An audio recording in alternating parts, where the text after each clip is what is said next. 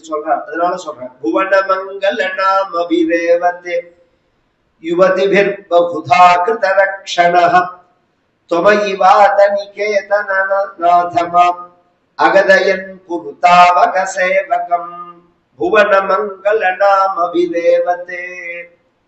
புவனத்துக்கே மங்களத்தை கொடுக்கக்கூடியதான உன்னுடைய துவாதச நாமாவை சொல்லி உனக்கே ரட்ச பண்ணினாலாமே குருவாயூரப்பான்னா.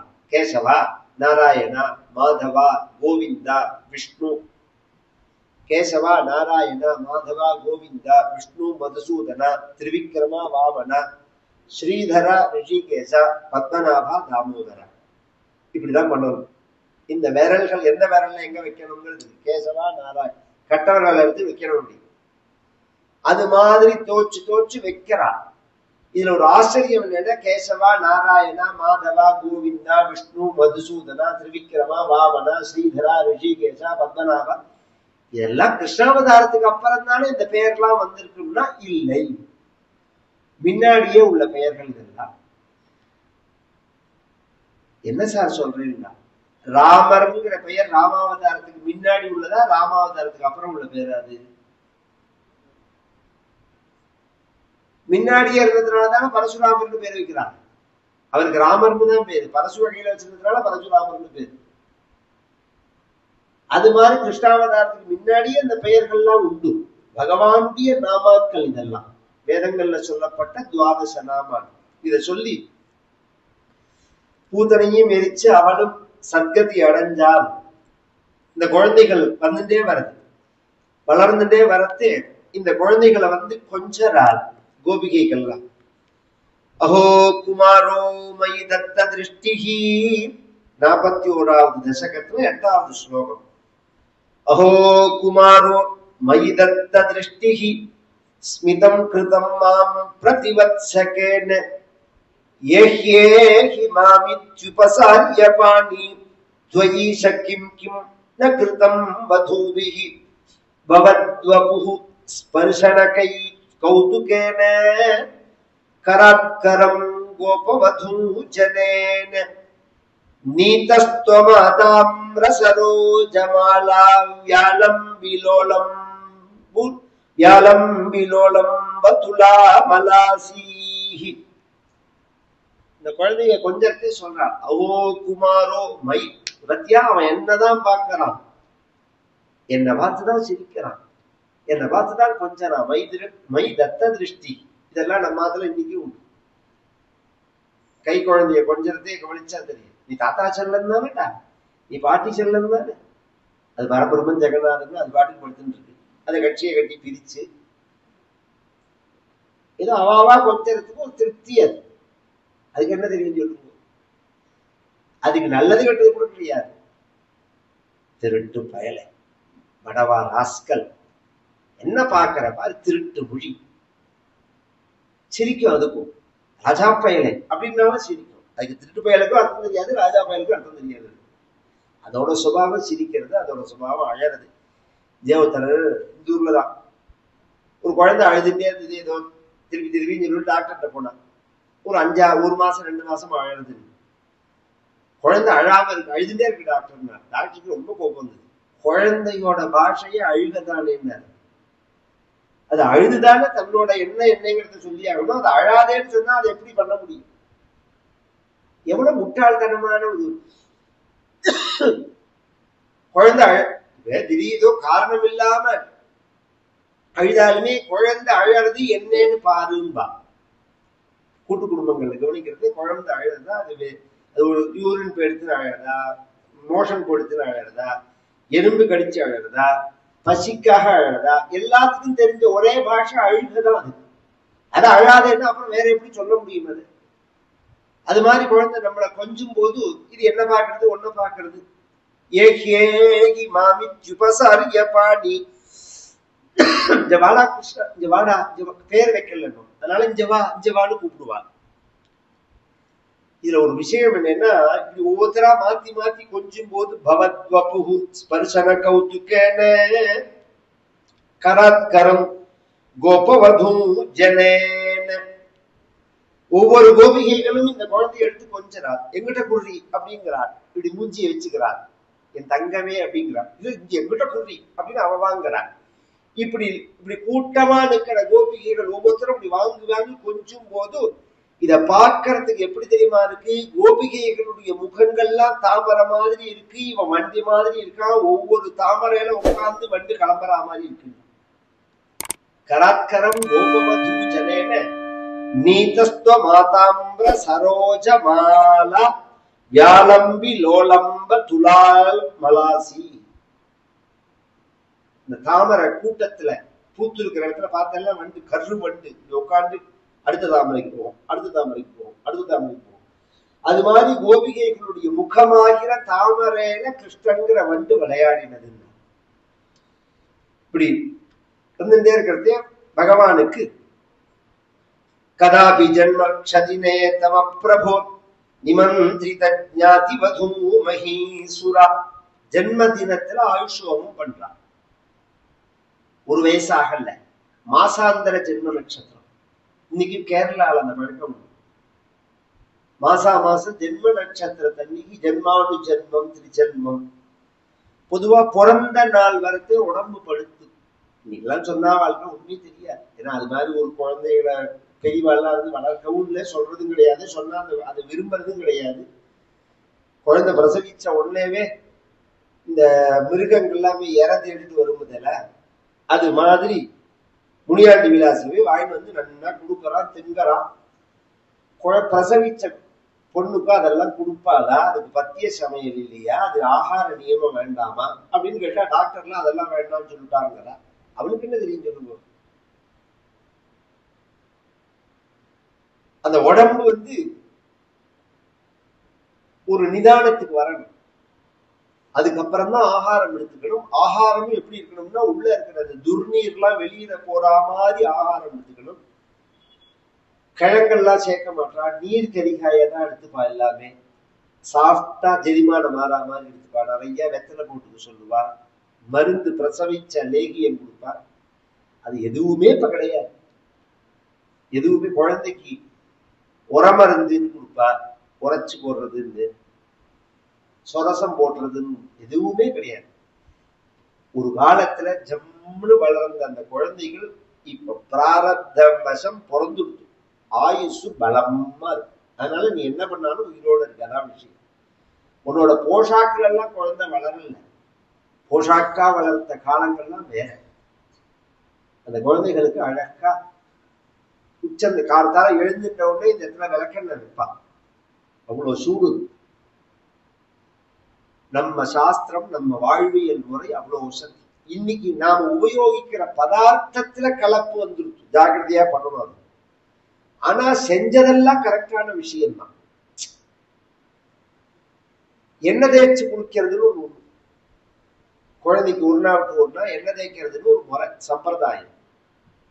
வெந்நீரை விட்டு பண்ணும்போது என்ன ஆகுதுன்னா உடம்பு அப்பதான் வந்து நன்னா விஸ்தாரமாகும். அந்த டெட் செல் எல்லாம் போய் அப்பதான் உடம்பு வந்து பளபளப்பு கொடுக்கும். அது மாதிரி இவள் எண்ணெய் தேய்க்கிறதுக்கு தயார் பண்ணி வச்சிருக்கா. ஜென்மக்ஷ தினம் அது. மகான்கள்லாம் வந்து ஆயுஷ்யோமம் பண்றா. பொதுவா ஆயுஷ்யோமம் அப்படிங்கிறது அவசியம் பண்ணணும்.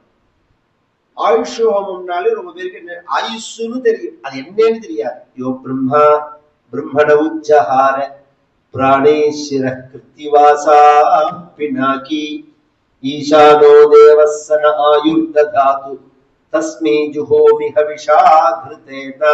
இது மாதிரி 8 மந்திரம். இந்த முதல் மந்திரத்துக்கு அர்த்தம் சொல்றேன். சிவபெருமானை குறிச்சு பண்ணக்கூடிய ஹோமம் அது. பிரம்மாவுக்கு ஒரு சமயம் 5 தலை இருந்தது. அன்னைக்கு ஒரு நாள் சொன்னேன். 4 தலை தான் எல்லாருக்கும் தெரியும். அவருக்கு 5 தலை இருந்தது. அந்த 5 தலையில 5வது தலையை பகவான் பிச்சுட்டான், நடுத்தலையை. அந்த பிச்ச இடத்துல ஒரு ஸ்டிச்சிங் கிடையாது, பேண்டேடு கிடையாது, மருந்து கிடையாது. தலையை எடுத்தா ஒருத்தருக்கு உயிர் போயிடுங்கிற நிலையில தலையை எடுத்தும் பிரம்மாவுக்கு எந்த சிவபெருமான் உயிர் கொடுத்தாரோ, பிரம்மா பிரம்மண உஜ்ஜஹார பிராணேஸ்வரஹா கிருத்திவாசா பினாகி ஈசானஹா தேவஹா சஹா நஹா ஆயுர்ததாது.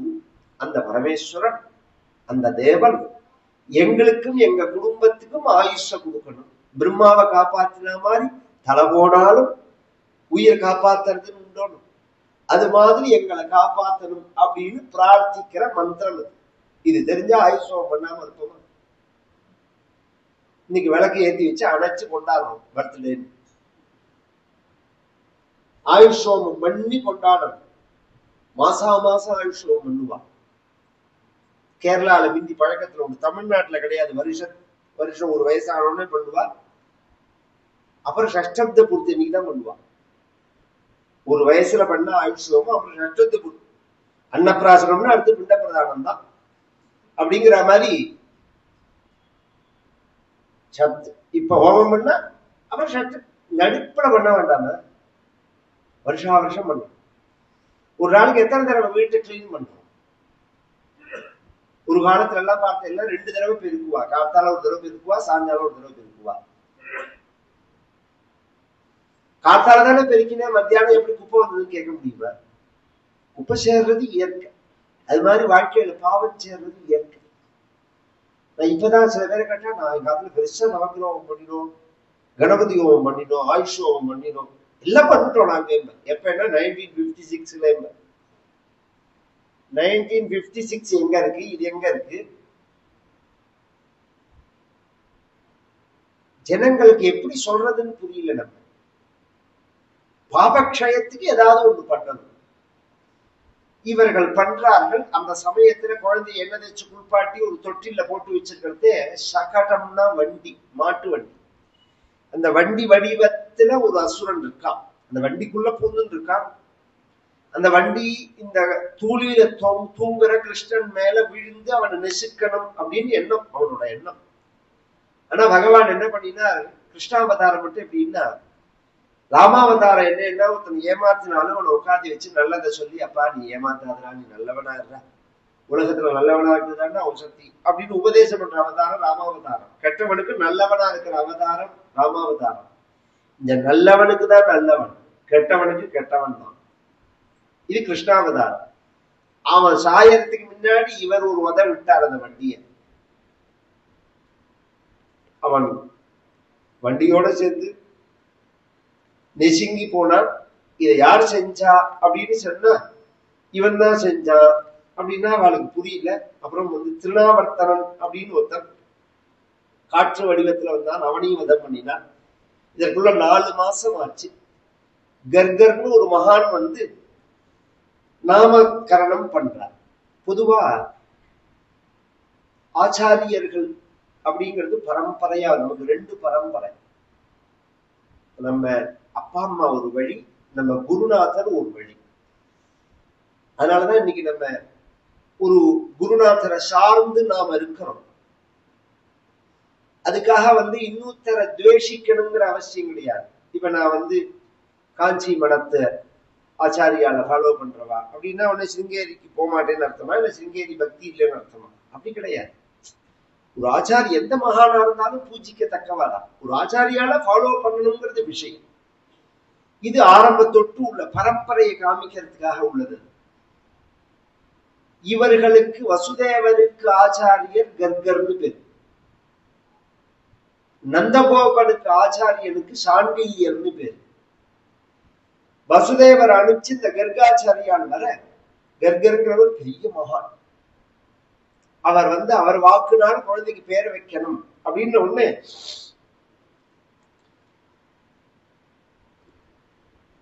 என்ன பேர் வைப்பேன்னு கேட்கிறாரு. ஏன்னா இவனுக்கு ஒரு நாமாவா 2 நாமாவா? கதமஸ்ய நாம பூர்வே சஹஸ்ரநாம் நோஹி அனந்த நாம் நோவா இதி நூனம் கர்கமுனிச்சக்ரே தவ நாம நாம ரகசி விபோ. எத்தனை நாம? அனந்த நாம்னோ சகசிரநாம்னோவா?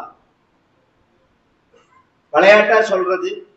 அந்த குழந்தைய மடியில வச்சுட்டு பெயர் வைங்கோ அப்படின்னு நந்தகோபுரம் யசோதியும் சொன்ன உடனே அந்த குழந்தைய மடியில வச்சுட்டு இந்த கர்காச்சாரியால் விஷ்ணுவ சங்காரோ பூத பவ்ய பவத் பிரபு பூதகிருத்பாவோ பூதாத்மா பூதபாவன பூதாத்மா பரமாத்மா முக்தானாம் பரமாகதி அவ்யய புருஷ இப்படி ஆரம்பிச்சு வடமாலி கதீஷா அங்கி சங்கி சக்ரின்னு சொல்லி முடிச்சா அவன் என்ன நினைச்சிட்டு இருக்கா, தேவகி ஏதோ குழந்தை நன்னா இருக்கிறதுக்கு ஜபம் பண்ணிட்டு இருக்காரு அவர்கள் நினைச்சிட்டு இருக்கா, ஏதோ மந்திரங்களை ஜபம் பண்றாருன்னு. வனமாளி கதீசாமின்னு சொல்லிட்டு இப்ப சொன்னேனே அத்தனை இவன் பேரு தான். ரொம்ப நன்னா இருக்குன்னா பூதகிருது, பூதபிருது, பூதரா, பூதாத்மா இதெல்லாம் கூப்பிடுற மாதிரியா இருக்கு. ஏன் கொஞ்சம் கூப்பிடுற மாதிரி அழகா வைக்க மாட்டேல. வாசனாத் வாசுதேவஸ்ய வாசிதந்தே ஜெகத்ரயம் சர்வபூத நிவாசோசி வாசுதேவ நமோஸ்துதே. வாசுதேவன் பேர், வச ஆச்சாதனேன்னு தாத்து.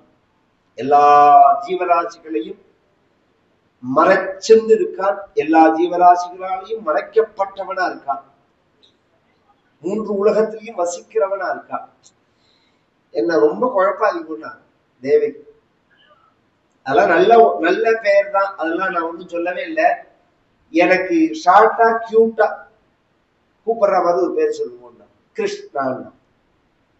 அதுக்கப்புறம் தான் அவன் கிருஷ்ணாங்கிறார். இந்த கிருஷ்ணாங்கிற நாம பொதுவா வர்ணத்தை குறிக்கிற நாமா, கலரை குறிக்கிற நாமா தான். கிருஷ்ணன்னா கருப்புன்னு அர்த்தம். ஆனா கிருஷிதாதுன காரகாபியாம் சந்தானந்தாத்மதாம் கிலாபிரபலபம் கிருஷி வாச்சக பூச்சப்தா.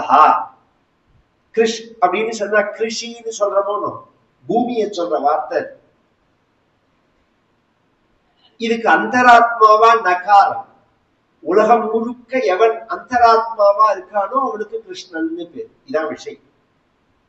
இத சொல்ல அந்த மூத்த ரோஹிணியோட குழந்தைக்கு சங்கர்ஷனும் ராமனும் பலாதிக்கியத்தினால பலராமன் அப்படின்னு பேர் வச்சு குழந்தைகள் வளர்ந்துன்னு வர்றது.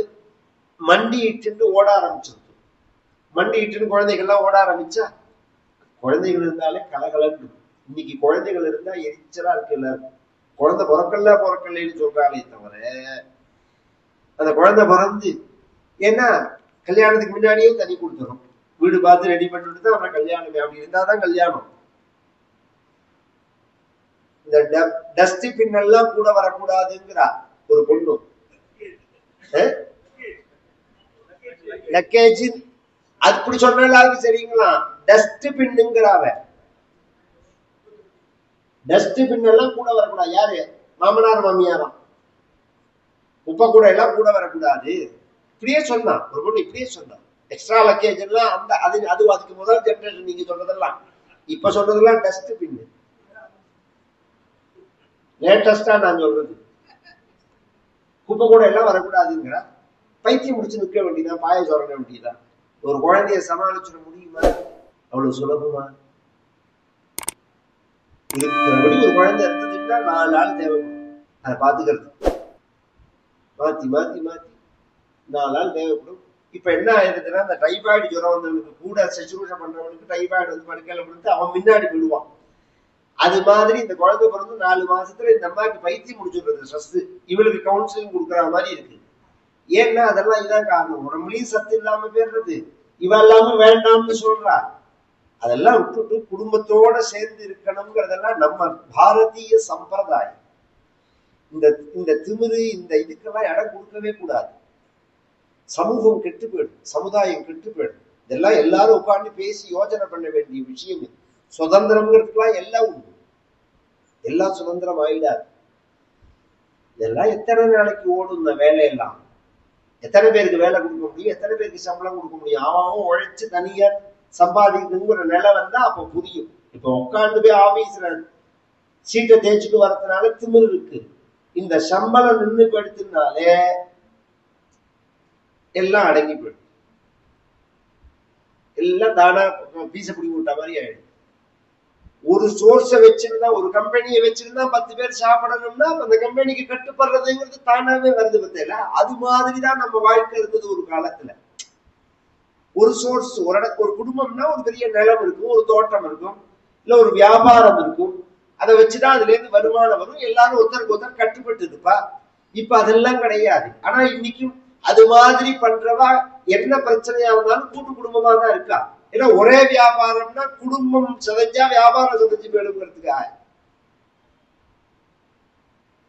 குழந்தைகளை வளர்க்கறது ரொம்ப ஜாக்கிரதையா இருக்கணும். கவனம் தேவை. பெரியவாளுடைய ஒரு பார்வை. பெரியவாளும் பெரியவாளா இருக்கணும். அவா படுத்துற பாடு கொஞ்சம் கொஞ்சம் இல்லை, அதையும் சொல்லணும். குழந்தைகளை வந்து கண்டிக்கிற விஷயத்துல கண்டிக்க விடணும். தப்பு பண்ணா தப்பு, உங்க அப்பா சொன்னா கேளு, உங்க அம்மா சொன்னா கேளு. நீ பண்ண தப்புன்னா தப்புதான், அது அதை புரிய வைக்கணும்.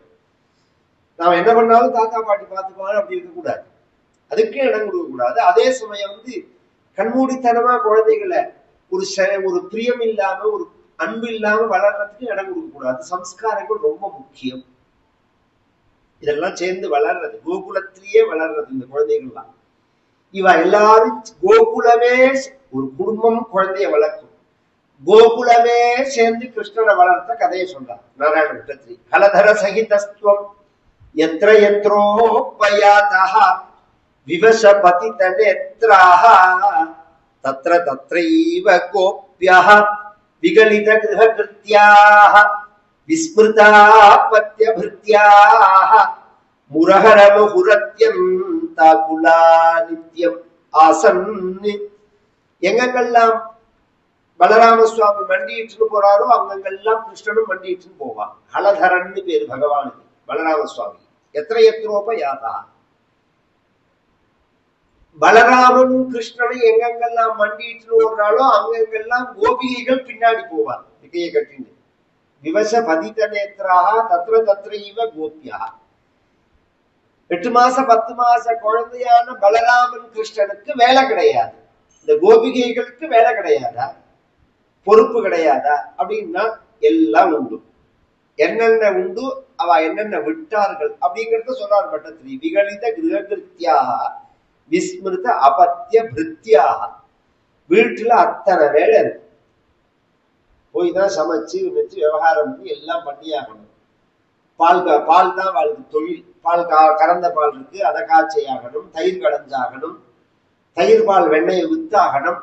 இதெல்லாம் ஒரு வேலை விட்டா கூட வீணா போற பதார்த்தங்கள், வீணா போயிடும். இந்த பதார்த்தங்கள்லாம் திரிஞ்சு போயிடும், வீணா போயிடும், ஊழநாத்தம் வந்துடும், வந்தா வாங்க மாட்டா.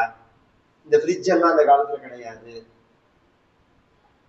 ஜாக்கிரதையா அந்த பால், சாதம், தயிர் இதெல்லாம் சாப்பிட்டாலே அந்த மாமி சமத்தா அசடான்னு சொல்லிடலாம் அந்த காலத்துல. சாதம் மங்களபானையில வெடிக்க தெரிஞ்சாலே கெட்டிக்காரத்தனம்னு அர்த்தம். அந்த பதம் பார்த்து இறக்கலைன்னா சாதம் சாதமா இருக்காது. பதம் கொதி கூட போச்சுன்னா அப்பளாத்மா கவுண்டா மாதிரி ஆயிடும். குறைச்சி அடிக்குன்னா வர வரன்னு இருக்கும். அது மாதிரி பால் இருக்கு பாருங்க, கத்தி போட்டு அதுக்குற மாதிரி வரணும்.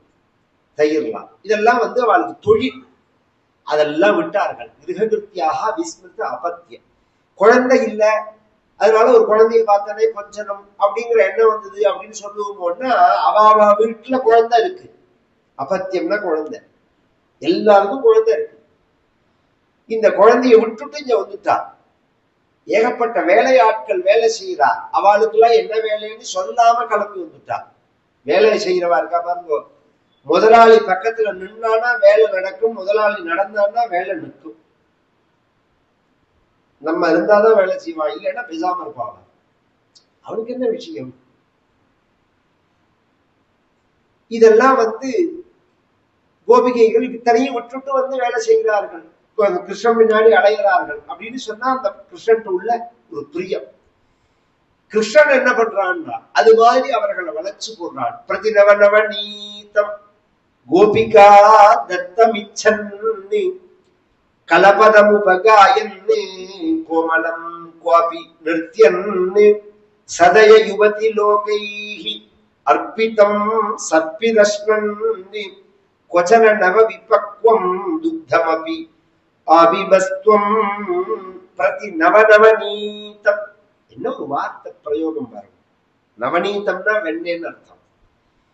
இது எந்த வெண்ணெய், மேனுஃபேக்சர் டேட் என்னன்னு தெரியாம தானே இன்னைக்கு நம்ம யூஸ் பண்றது. அவன் ஏதோ பிரிண்ட் பண்றான், அந்த பிரிண்ட நம்பரும், அந்த பிரிண்ட் டேட் ஃபார் ஆயிடுச்சுன்னு வச்சுக்கோங்க, திருப்பி ஃபேக்டரிக்கு போயிட்டு மேல புது ஸ்டீல் போட்டு திருப்பி வந்துடும். அதுவே உங்களுக்கு என்ன தெரியும் அதை பத்தி? உபயோகிக்கிறவாளுக்கு என்ன புரியும்? அன்னன்னைக்கு தயிர் கடைஞ்சு அந்த வெண்ணெயை சாப்பிட்டவாளுக்கு தான் நான் சொல்றது புரியும். அந்த காலத்துல தயிர் கடையுமா, தயிர் கடைஞ்சோடனே வெண்ணெய் கொடுப்பா, வாயில போட்டுன்னா முழுங்க மனசு வராது. அதுவும் நல்ல எருமைப்பால் வெண்ணையா இருந்துட்டு வச்சுக்கோங்க, அப்படியே கெட்டியா நிற்கும் வாயில. நம்ம வெண்ணெய் கடைஞ்ச 2 நாளைக்கு ஒரு தடவை தான் கடைவா அந்த காலத்துல எல்லாம். கடைஞ்ச உடனே எல்லாருக்கும் கொடுப்பா, கொஞ்சம் கொஞ்சம் வெண்ணெய் சாப்பிடு வெண்ணெய் சாப்பிடு, குழந்தைகளுக்கு எல்லாம் கொடுப்பான். இத்தனை கொண்டு வெண்ணெய் போட்டு வைப்பான் மோர்ல, கிருஷ்ணன் வருவான் அப்படிங்கிறதுக்காக. நவநவநீதம் அந்த மாதிரி புதுசா கடைஞ்சாதான் கிருஷ்ணனுக்கு பிடிக்குமா. கோபிகா தத்தமிச்சன்னு, இதுக்கு கோபிகைகள் பண்ற காரியம் என்னன்னா, வெண்ணெய் குடு, வியாபாரத்துக்கு போற சமயத்துல வழியை மறைச்சு வெண்ணெய் குடு அப்படின்னு குழந்தை கேட்டுதுன்னா, நான் வெண்ணெய் தரேன், நீ என்ன பண்ணணும் தெரியுமா, என்ன பண்ணணும், ஒரு டான்ஸ் ஆடு, ஒரு பாட்டு பாடு, ஒரு நடந்து காமி, கலபதம் பகாயன்னு கோமலம் குவாபி நிறுத்தியன்னு. பகவான் உடனே சொல்லுவாரான், டான்ஸ் ஆடு வெண்ணெய் தர அப்படின்னு அவன் சொன்னான்னா, நீ எவ்வளவு வெண்ணெய் தர போற சொல்லு, டான்ஸ் ஆடுறேன். இதுல என்ன இருக்குன்னா, அதுக்கு ஒரு விஷயம் இருக்கு. டான்ஸ் ஆடுன்னு உடனே ஆரம்பிச்சுடுவா சில பேர். டான்ஸ் ஆடிட்டு 1 மணி நேரம் சொந்த விட்டுட்டு இத்தினோண்டு வெண்ணையை கொடுத்துட்டு போயிட்டு வாடான்னு. ஒரு சாட்சியில கூப்பிட்டு ஒரு பாட்டி சொன்னா, அஸ்வத்த பிரதட்சணம் பண்ணணும்னு, அமாவாசை சோமவாரம் அஸ்வத்த பிரதட்சணம் பண்ணணும்னா தனக்கு பதிலாக 100 பண்ண சொல்லலாம், நம்மளால முடியலைன்னா. அவர் 1008 பிரதட்சணம் பண்ணிட்டு வந்தா இந்த மாமி 12 ரூபா கொடுத்தார். கிராமத்துல நடந்தது. அவர் சொன்னார், காத்தால 6 மணிக்கு போயிட்டு நான் 9:30 மணிக்கு வந்திருக்கேன், 12 ரூபா கொடுக்குறீங்க பாட்டி, நியாயமானா? ஏன் அவ்வளவு நேரம்னு கேட்டார். 1008 பிரதட்சணம். உளையார் 1008 பண்ணுதுன்னா எனக்கு தேவை 12 தான். என்ன கேட்டுருக்கலாமே, நீங்க எத்தனை பிரதட்சணம் பண்ணணும் என்ன கேட்டிருக்கலாமே. நான் 1008 பண்ணிட்டேன்னு, வேணா நீங்க சுத்த பிரிச்சுக்கோங்க. எவ்வளவு கொழுப்பு இருக்கணும். சுத்த பிரிக்கிறதுன்னு என்ன தெரியுமோ, இப்படி சுத்தினதான் திருப்பி இப்படி சுத்துங்கிறாவ. இது மாதிரி எல்லாம் ஒரு ஒரு கொனஸ்டையா பேசினா செஞ்சு முடிச்சதுக்கு அப்புறம் இதெல்லாம் உண்டு. வாங்குன்னு வேலையை வாங்கிட்டு சம்பளம் கொடுக்க மாட்டாங்க. இப்ப அதுக்கு நேர் அள்ளி போட்டு குத்துறா மாதிரி வாத்தியார் 1 லட்சத்துக்கு குறைஞ்சு ஒரு காரியம் பண்ணிருக்கிறதே கிடையாது. ஆனா அது 1 லட்சத்துக்கு செலவா இல்லையான்னு எங்களுக்கு தானே தெரியும். முன்னாடி என்ன நடந்ததோ அது எதிர்மறையா நடக்கிறது. எல்லாம் மாறி போயிடுது. இது 2மே தப்பு. நம்ம மனசுல வாங்கிட்டு நல்லா சம்பாவனை பண்ணணும், உழைப்புக்கு தகுந்த சம்பாவனை பண்ணணும். அதனால பகவான் என்ன கொடுக்க போறே சொல்லும். அவன் வெண்ணையை காமிச்சான்னா அந்த வெண்ணெய் சைஸுக்கு தகுந்த மாதிரி டான்ஸ். இப்படி எல்லாம் பகவான் வெண்ணெய் வாங்கிக்கிறதோட இல்லாம பல வீட்டுல போய் திருடுவான். யாச்சகம் மட்டும் போராதா, எதுக்கு திருடினான்? மமகலு பலி கேகே யாச்சனம் ஜாதமாஸ்தாம் இக புனரபலானாம் வக்ரதோ நைவ குர்வே. யாச்சகம்தான் வாங்கினார் மகாபலி வீட்டுல. நேற்றைய கதை சொன்னேன். மகாபலி சொத்தை பகவான் திருடினான்னு தான் எல்லாரும் சொல்லுவான். மகாபலிட்ட அபகரிச்சுட்டான் அப்படின்னு. யாச்சகம் கேட்டதை திருட்டுன்னு சொல்லிட்டான். திருடவே திருடுவோமே கிருஷ்ணாவதாரத்துல.